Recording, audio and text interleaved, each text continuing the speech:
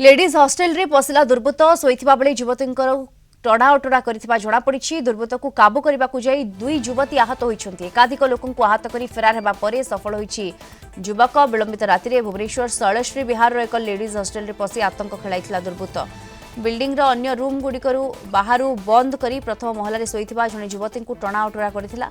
हठात निदरु उठी चित्कार करथिले युवती। पाटी सुनी बाथरूम रे थिबा तांको रूममेट जनक पहुंची जिबारु बर्ती जाइथिले युवती। दुर्बृत्त को धरिबाकू दुई युवती उद्यम करथिले। दुर्बृत्त सहित धस्ताधस्ती रे आहत होइछन्ति उभय। धारुआ अस्त्र रे अनेकंकु आहत करी फेरार होई जाइछि दुर्बृत्त। युवतींक अभियोग परे घटनास्थल रे पुलिस पहुंची तदंत आरंभ करिछि।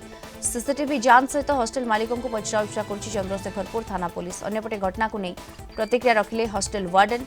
राति 3टा पाखापाखि समय एभली घटना घटिछि। आकु नै तुरंत पुलिस को कॉल करी अभियोग करिथिले बोली से कहिछन्ति।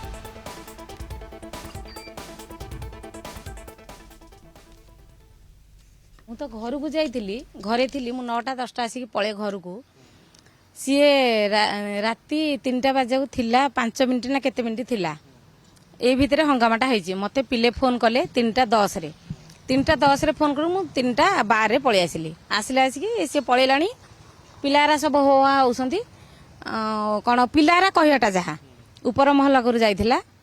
ऊपर महला जाइनी कोन गोटे झीटे शोइथिला ताकू उठेला सी चिलेला से पळि आइला आसिक सब हम बाहर पटू हे जो पुओटा से कबाड़ देदेला पिला मानको।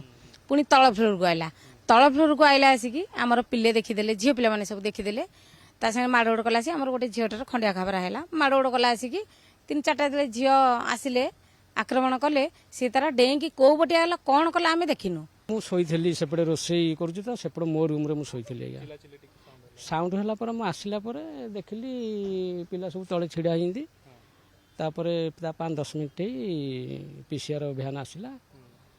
तापर पिला पचरा उचरा कला कौन केमती कौन हेची कौन नहीं पिला सब कहले। सीसीटीवी फुटेज अच्छी जे सीसीटीवी बर्तमान से काम करूनी 8-10 दिन काम करूनी। पाचरी डेहिंकी जाइए गेट तो मेन गेट बंद था पाचरी डेहिंकी जाइए।